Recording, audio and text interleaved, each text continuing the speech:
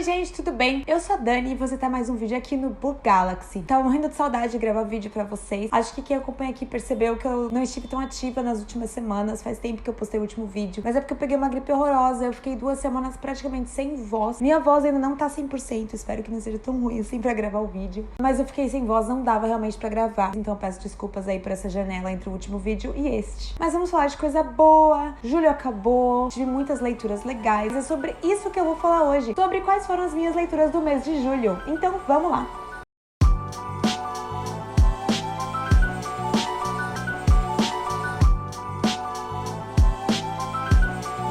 Pessoal, minha primeira leitura do mês de julho foi uma vitória. Foi uma vitória por quê? Porque é um livro que eu tava querendo ler faz tempo, é um livro que eu tava enrolando pra ler. Foi uma das minhas metas que eu estabeleci no começo do ano que eu leria e foi A Guerra dos Tronos aí, o primeiro livro da saga das Crônicas de Gelo e Fogo. Quem acompanha aqui o canal viu que eu tava meio hesitante de ler esse livro, por preguiça mesmo, mas eu resolvi colocar a preguiça de lado e comecei a ler e não me arrependi, gente. Foi uma das melhores leituras que eu fiz esse ano. Foi muito legal eu cair de cabeça nessa leitura porque eu não assisti nada da série. Então, apesar de eu saber um ou outro spoiler e conhecer alguns personagens, assim, foi tudo uma surpresa pra mim. Então foi legal porque eu me apaixonei por alguns personagens, por outros nem tanto. Me apaixonei muito pela escrita do George Martin, inclusive foi meu primeiro contato, assim, com o livro dele. A única coisa que me incomodou um pouco nessa edição aqui da editora Leia, a fonte é extremamente pequena, com pouco espaçamento, e ela ocupa, tipo, a página inteira. Então eu passava, assim, vários minutos em uma página, e eu sentia que eu tinha lido pouco, mas na verdade a quantidade de informações que eu estava aprendendo durante a leitura foi absurda. E eu gostei muito e já tô ansiosa, assim, pro segundo livro, porque quem leu o primeiro acho que lembra como é que acaba, e acaba de uma forma, tipo...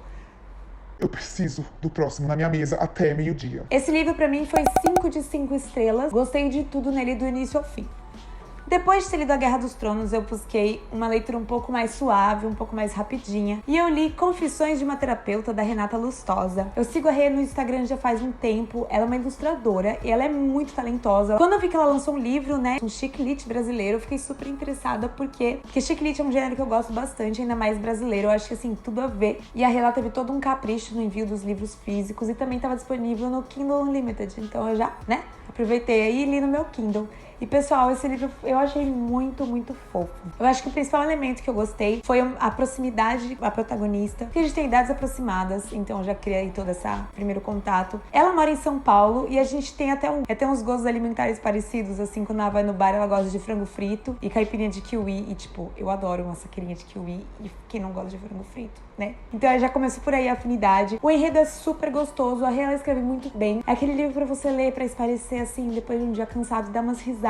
E outra coisa que eu também gostei nesse livro é que nossa protagonista, a Mel, ela tem TOC, ela tem transtorno obsessivo compulsivo, e ela fala sobre isso. E ela trata isso de uma forma que eu achei interessante, porque ela conta como é que é ter esse TOC, como isso atrapalha o dia a dia dela, como é que ela lida com isso. Eu gostei muito, eu achei muito legal essa abordagem. E, assim, tem um ou outro clichêzinho super gostoso que tem todo o chiquilite que eu gosto muito. E eu recomendo muito que vocês leiam o livro da Lei, porque é uma leitura super gostosa, ainda mais se está a fim de ler uma coisa descontraída. E principalmente, né, autores brasileiras.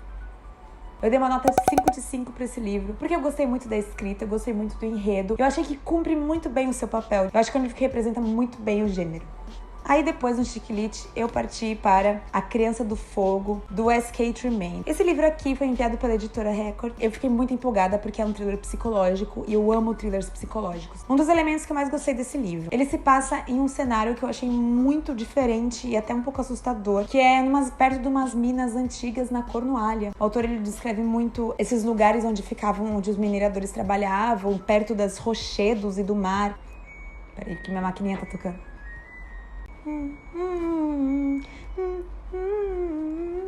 Então é um cenário aí até um pouco sombrio e que eu achei muito interessante. Nós temos uma protagonista que ela é recém-casada, casou com um milionário que tem uma propriedade gigante, absurdamente gigante nesse lugar na Cornualha, perto das minas. Esse homem que ela se casou, ele tem um filho do primeiro casamento, né? Então essa é a Criança do Fogo. O livro então conta do ponto de vista dessa personagem principal, mas também tem ponto de vista de outros personagens. E eu achei isso muito intrigante, porque você tem que decidir mais ou menos em quem você vai acreditar. A história se entrelaça de uma forma que você começa a desconfiar um pouco de de quem tá contando. Então eu acho que isso permite ao leitor tirar suas próprias conclusões e elaborar, assim, as suas teorias sobre o que tá acontecendo. E eu achei o desfecho bem justificado, mas eu senti falta de algumas coisas. Eu acho que foi muito corrido. O livro todo, na verdade, ele é muito rápido de ler. Eu li ele em 1 dia e meio. O ritmo tem muitos diálogos, a explicação também não é muito minuciosa. O elemento do suspense te faz querer ler pra saber o que vai acontecer no próximo capítulo. Isso eu achei bem legal também. Mas eu senti que, apesar do desfecho ter ok, faltou alguma coisa pra mim. Acho que algumas explicações ficaram... Eu gostaria de ter mais explicações, sabe? Algumas pontas eu acho que ficaram um pouco soltas. Por isso que a minha nota pra esse livro foi 4 de 5. Com essas pontas soltas me incomodaram um pouco, porque eu terminei o livro com a cara da Nazaré confusa em algumas partes, tipo... Poderia ter sido explicado melhor. Continuando no clima de suspense, minha próxima leitura do mês de julho foi Nova Jaguaruara, do Mauro Lopes. Eu já tinha lido várias recomendações sobre esse livro, que é um suspense meio com terror aí, escrito por um autor nacional. Uma história de suspense que se passa numa cidadezinha pequena no interior do Ceará. Então eu fiquei muito interessada, só que esse livro, num geral, não atendeu a todas as minhas expectativas. Eu comecei gostando, eu achei a escrita do Mauro muito boa. Eu achei que tem descrições, assim, bem legais, me deixaram bem imersa, assim, na cidadezinha. Criou, assim, um clima de suspense, um clima de terror. Eu achei o começo fantástico. O primeiro capítulo, pra mim, me interessou muito. Eu acho que ele começou muito bem. Só que eu sinto que ele tentou entrelaçar passado e presente, e isso ficou meio confuso pra mim. Algumas vezes eu não entendia muito bem o que era do passado e do presente, e ele fazia algumas histórias paralelas. Então tava acontecendo as ações principais ali, que é no presente. Aí ele contava o passado e também falava do presente, mas de outra pessoa, de outro núcleo. Esses núcleos acabavam se encontrando em algum momento, mas isso eu achei muito confuso e, assim, tirou um pouco o ritmo do livro. Vai pra lá. Não. Tá tudo torto. Tá? Ah, você não me ajuda? Então eu acho que o ritmo foi um pouco prejudicado, sim, por essas quebras de capítulo. Mas eu acho que minha principal decepção com o livro foi o desfecho. Eu acho que o autor quis colocar muita coisa. Ele quis fazer um desfecho épico e, sei lá, uma explicação que pra mim ficou forçada. Achei que poderia ter sido um pouco mais sutil. Ele poderia ter usado o terror de outra forma, os elementos ali. Eu achei que foi demais e eu não gostei do final. Então, no geral, a minha nota foi 3,5 de 5, porque eu gostei bastante da escrita do Mauro. Como eu disse pra vocês, ele me conquistou desde o início, mas eu achei que o final, assim, degrincolou e por isso não foi uma nota maior. Gente, minha próxima leitura de julho foi o livro especial do Ryan O'Connell. Esse livro inspirou a série especial, special da Netflix, e eu não vi a série. Mas eu gostei muito desse livro. Ele também foi enviado pra mim pela editora Record. E por que eu gostei tanto desse livro? Eu achei a linguagem gostosa. O Ryan O'Connell é um millennial, né? Ele mesmo fala dessa geração millennial. Só que ele teve paralisia cerebral. Então ele conta como é que foi crescer, como é que foi lidar com as diferenças e como é que foi passar por toda essa jornada tendo paralisia cerebral e sendo gay. Então eu acho que esse livro, todo adolescente, acho que independente da sua orientação sexual, tinha que ler. Eu marquei várias passagens, livro gostoso de ler. E na minha avaliação geral, eu dei 4,5 de 5 estrelas. Eu só não dei 5 porque eu acho que algumas passagens ele era um pouco, não sei, brusco demais na linguagem. Mas no geral, eu amei muito esse livro. É daqueles eu acho que eu vou reler várias vezes. Porque eu acho que esse livro ele é muito pé no chão, ele é muito bem humorado. E eu recomendo muito pra vocês uma leitura descontraída, principalmente pra quem tá passando por essa fase jovem adulta. Achei muito legal. Minha sexta leitura do mês de julho foi também de uma autora nacional. Foi Mulher com Brânquias, da Patrícia Baikal. Esse livro eu já tava com vontade de ler ele faz um tempo. Eu tinha até comentado numa tag de desejados. Mas ele também não foi, assim, a melhor leitura do mês. E eu vou falar pra vocês por quê. Eu acho que, na verdade, é meio difícil eu julgar literatura desse gênero, que é um realismo mágico, realismo fantástico. Eu sou uma leitora meio cabeça dura pra esse tipo de coisa. Que as coisas acontecem, as coisas fantásticas estão inclusas no realismo. É tudo muito figurativo. Eu não curto muito esse tipo de leitura. O que aconteceu com a Mulher com Brânquias foi... Eu acho que a autora não foi lá. Ela não foi ao fundo, sabe? Eu senti que ela poderia explorar muito mais. O livro tinha potencial, sim. Eu achei algumas passagens legais, bem escritas. Alguns sentimentos da protagonista eu consegui me identificar e acompanhar. Mas, ao mesmo tempo, ela foi a fundo nos detalhes que eu acho que acabaram prejudicando pontos da história que poderiam estar melhor explicados. Também senti que, assim, um livro curto, demorei pra ler, porque a leitura pra mim se arrastava, não acontecia nada. Assim, a autora, ela até colocou um elemento que eu achei interessante, que me manteve curiosa. Tem um mistério da família dela, né, da protagonista. Então eu fiquei interessada em acompanhar isso, mas até isso se perdeu. Foi tudo muito rápido. Eu senti que faltava alguma coisa o tempo todo. Foi uma leitura, pra mim, não foi 100%, se arrastou bastante. E a escrita da autora, né, apesar de não ter sido ruim em nenhum momento, eu achei ela boa, eu achei que ela não foi boa o suficiente pra me dar uma nota maior do que 3 de 5.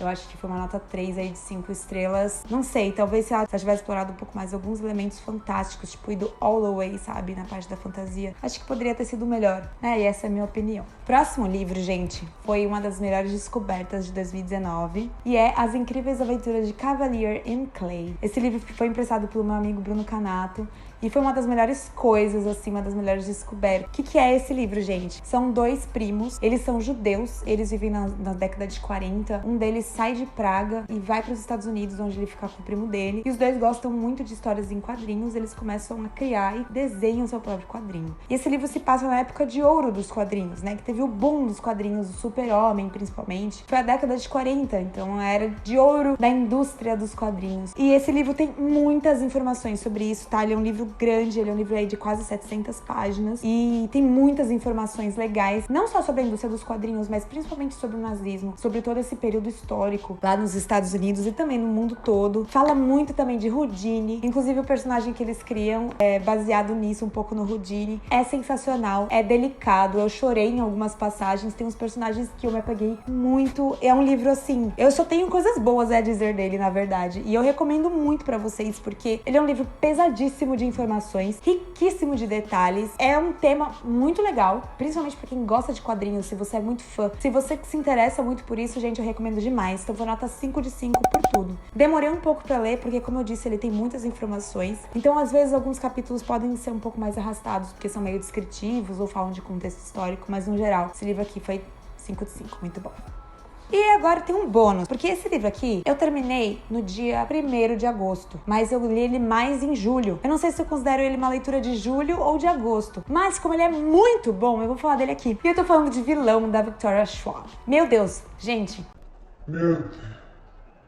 Esse livro aqui, eu acho que é um dos melhores de 2019. Ele tá, tipo, top da minha vida, na verdade, assim. Eu me apaixonei muito por esse livro. Eu me apaixonei pelos personagens, eu me apaixonei pela história, eu me apaixonei pelos elementos de ficção científica, os elementos de fantasia que tem aqui. O que eu acho incrível na Victoria Schwab, gente, eu tô tão empolgada porque eu conheci essa autora esse ano. Quando eu li Vilão, eu achei que a Victoria Schwab, ela é revigorante na escrita dela, porque eu acho que ela traz esse frescor de coisas novas pra um gênero que é um pouco saturado, assim. Gênero de fantasia, a gente acaba sempre caindo em mesmos elementos, por melhor que sejam os livros, você sempre acaba repetindo muitas coisas. E ela, a Victoria, eu achei que não, eu achei que ela flerta muito com ficção científica, ela flerta com a atualidade, com uma coisa meio mórbida de terror. E eu gosto do modo como ela escreve, porque ela escreve em terceira pessoa e ela faz você criar um afeto por todos os personagens, mesmo que ela só dá uma pincelada no personagem, você já cria uma afinidade. E eu achei que a Victoria Schwab fez um trabalho incrível com esse livro, eu tô muito pilhada nele, que já virou, tipo, só amor nessa coisa cheirosa aqui. Eu não sei nem o que falar mais. Bom, gente, então é isso. Essas foram as minhas leituras aí de julho de 2019. Não foram muitas em quantidade, mas no geral fiquei muito satisfeita, porque eu bati metas, eu li coisas diferentes e eu fiz uma descoberta maravilhosa desse livro do Vilão, que pra mim, tipo, ai, sem condições, só amor pra esse negócio. Peço novamente desculpas por estar meio ausente do canal. E agradeço por você estar assistindo até aqui, por você acompanhar os meus vídeos. Fico muito feliz da sua presença aqui, dos seus comentários e likes e tudo mais. E comenta aí embaixo também o que você achou desses livros, caso você tenha lido algum deles. E se não, conta aí o que você leu no mês de julho, se você bateu alguma meta, enfim. Muito obrigado, gente. Até o próximo vídeo. Tchau!